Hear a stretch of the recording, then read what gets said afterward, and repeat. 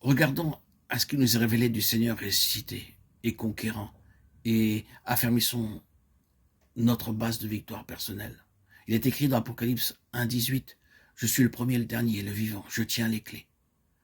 Par la toute-puissance du Christ vivant sur le trône, nous pouvons nous tenir fermes comme vainqueurs, en face de toutes les forces des ténèbres. Il ne faut jamais perdre de vue le vainqueur. Ne permettez jamais à l'ennemi de vous faire perdre conscience de la personne du vainqueur. Lisez Éphésiens 1, 18, 19. Que le Dieu de notre Seigneur Jésus-Christ, le Père de gloire, vous donne l'esprit de sagesse et de révélation dans sa connaissance, les yeux de votre cœur étant éclairés, littéralement remplis de lumière, pour que vous sachiez l'infinie grandeur de sa puissance envers nous, qui croyons selon l'efficace de sa vertu toute puissante, qu'il a déployée dans le Christ, en le ressuscitant entre les morts, il l'a fait asseoir à sa droite dans les lieux célestes, au-dessus de toute principauté, autorité, puissance et domination, et de tout nom qui se nomme. Et il a assujetti toutes choses sous ses pieds, et l'a donné pour être tête de l'Église, qui est son corps, la plénitude de celui qui remplit tout en tous. Nous avons ici une révélation du Christ ressuscité. Dieu le ressuscita des morts et l'enleva à travers la sphère de la puissance de l'air, à cette position au-dessus de toute principauté et puissance, et le fit asseoir à sa droite toutes choses sous ses pieds, lui donnant toute autorité dans les cieux et sur la terre. Il est au-dessus de toute principauté, domination, puissance. Il est l'absolu, le parfait vainqueur.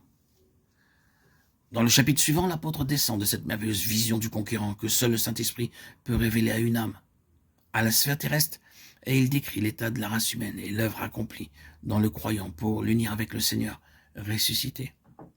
Il nous a vivifiés, vous qui étiez morts dans vos fautes et dans vos péchés, dans lesquels vous avez vécu autrefois selon le train de ce monde, selon le prince de la puissance de l'air, l'esprit qui agit maintenant dans les enfants de rébellion. Il est par conséquent très clairement démontré que toute âme qui est morte dans ses fautes et ses péchés marche selon le prince de l'air, et que ce prince possède toute âme irrégénérée, étant l'esprit qui agit maintenant dans les enfants de rébellion. Si nous acceptons la parole de Dieu comme nous révélant le point de vue divin en toute chose, nous sommes obligés de reconnaître que chaque âme irrégénérée est sous la domination, l'empire et la puissance du prince des ténèbres.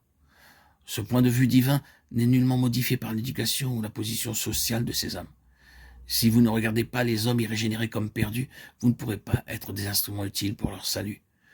Vous ne vous inquiéterez pas beaucoup et vous ferez même l'œuvre du prince de l'air en christianisant l'extérieur de ces âmes, ce qui les empêchera de voir la réalité de leur état.